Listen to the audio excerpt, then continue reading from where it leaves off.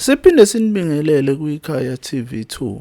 Hhayi-ke sesafika-ke isikhathi esasikade silokhu silindwe abaningi belokhu bezibuza bethi hhayi bo, kanti i-manifesto ye-MK Party ithulwa nini? Hhayi-ke sekuyiso-ke isikhathi-ke lesi-ke ezobe ithula ngaso i-manifesto yayo ngoMgqibelo mhla ka-18 May 2024.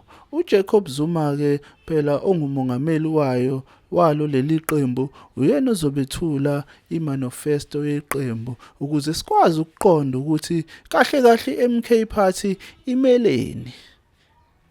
I-MK Party yini efuna ukuyiletha kubantu?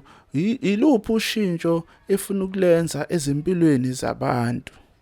Hhayi-ke abo bekhona-ke boyizwela-ke ukuthi uJacob Zuma-ke uyoyibeka kanjani inkulumo. Phela i-MK Party izobe ihlangene e-Orlando Stadium eSoweto. Kwi-stadium esihle mawusibuka nje sihle sikhulu impela. Hhayi-ke isiyobonana ngawo uMgqibelo khona e-Orlando Stadium.